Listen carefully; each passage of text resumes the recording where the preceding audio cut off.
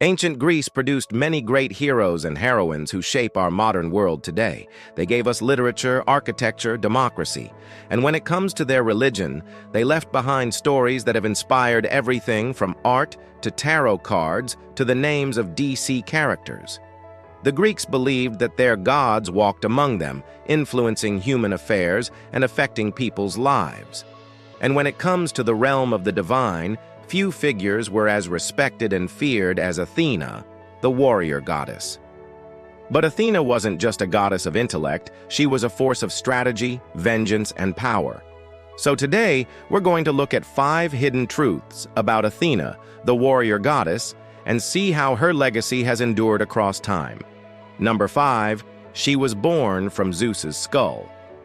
When you think of the birth of Athena, you might be thinking of that iconic scene in Disney's Hercules where Zeus gets a splitting headache and then poof, Athena is born. But that image actually doesn't do justice to Athena's divine origins. See, Athena was the daughter of Zeus, king of the gods, and Medusa, the Titan goddess of wisdom. Now, in some versions of the myth, Medusa was an original Titan, which means that she predated the Olympian gods and goddesses, while others tell us she was one of the first Olympians. Regardless of which side of camp she fell on, though, there's no denying that Metis was a powerhouse. In fact, even other gods and goddesses acknowledged her intellect and often sought her advice on matters concerning magic or warfare. For example, in Homeric hymn number 3 to Demeter, we see the goddess of the harvest visit the underworld and use Metis' advice to fool Hades into letting her daughter Persephone come back up.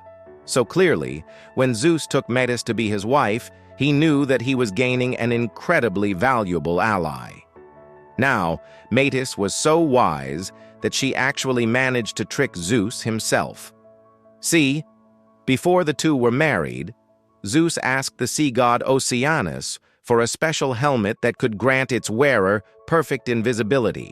Then once he had it, he gave it to Metis with the understanding that she would only wear it when he wasn't around. But soon enough, Zeus found himself drawn to the helmet's allure and demanded that Metis hand it over. She refused, however, and instead put it on herself. Then, with the aid of her magic, she transformed into a fly and buzzed right past him.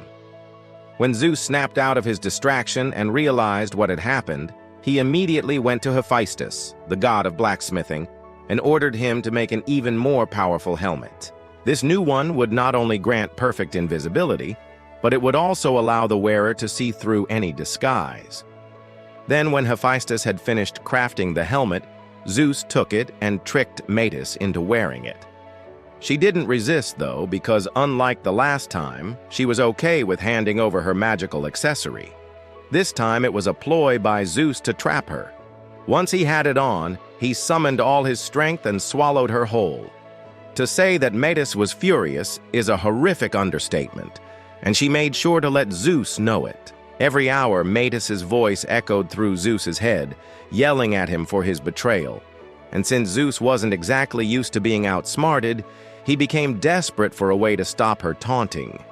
He tried drinking a concoction brewed by the witch Medea, but that just gave him a horrible headache. And when he asked Apollo if he could do anything about it, the god of music and archery simply shrugged. That is, until Athena intervened. She told her father that the only thing that would soothe his pain was for him to get a splitting headache and release her from her prison inside him. Of course, Zeus didn't want to take that risk, but he eventually agreed to go forward with the plan. So Athena used her powers to increase Zeus's headache until it was unbearable. He ran to the peak of Mount Olympus and threw himself onto a stone, begging for relief. As soon as Athena saw that her father was ready, she shot a lightning bolt into his head.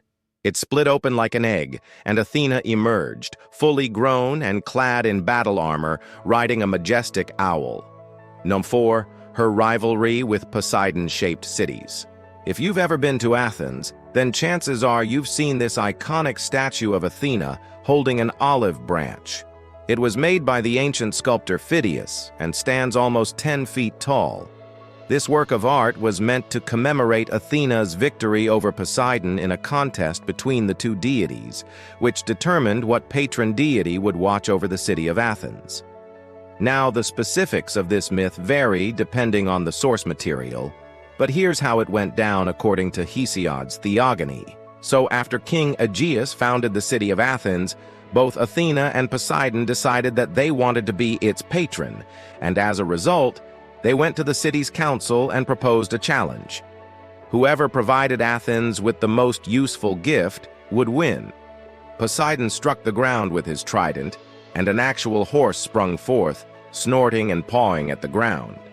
Athena then countered by producing an olive tree, which grew to full size in a single day, and offered its luscious fruit to the Athenians.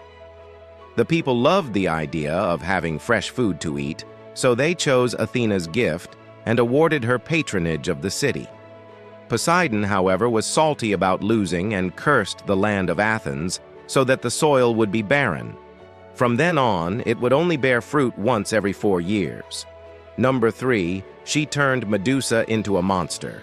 Now, you may already know the tale of Medusa, the Gorgon whose face launched 1,000 ships. But what you might not realize is that Athena played a key role in transforming her into a terrifying monster. You see, in some tellings of the myth, Athena actually gifted Medusa a pair of winged sandals and a bronze breastplate, making her a formidable warrior.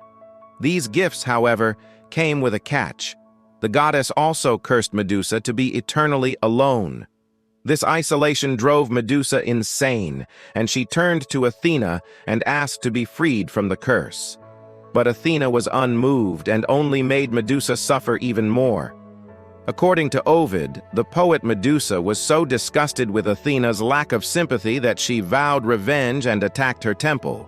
As punishment, Athena struck Medusa with her spear and ripped off her head, giving Polydectes, a sea god, permission to slay the other Gorgons and use Medusa's head as a trophy. Number 2, she helped heroes, but never loved. When you look at the tools commonly associated with Athena, you probably think of things like owls, snakes, and, of course, spears. But did you know that one of Athena's primary symbols was actually the olive tree? This unlikely symbol originated from the myth about the contest between Athena and Poseidon to become the patron deity of Athens, and it speaks volumes about the kind of person Athena was. She didn't have any children of her own, but that didn't stop her from becoming a fierce protector of those under her wing. After all, she served as a mentor and guide to several heroes throughout Greek mythology. We're talking Perseus, Odysseus, Heracles, Jason, Theseus, and more. And she was always there to help them achieve their goals, whether that meant lending them magical weapons, putting her knowledge to use in coming up with plans, or simply accompanying them on their adventures. However, the reason Athena had such strong ties to these heroes is possibly due to her never experiencing love herself, and we mean never. Even though Athena was romantically pursued by gods like Poseidon, Apollo, and even her grandfather, Uranus, she turned them all down. In fact, she didn't even seem to like regular people much either. Sure, she was the patron deity of Athens, but when the city was threatened by the god of war, Ares, and his army of monsters, Athena didn't even show up to defend it, even though she was supposed to be its patron. To make matters worse, she blamed the Athenians for choosing Ares over her and said that she'd withdraw her protection from the city unless they gave her the monster named Alcyoneus. They did as she asked, and Athena killed the monster, using its hide to fashion a shield and giving it to Ares, thus marking the end of their alliance.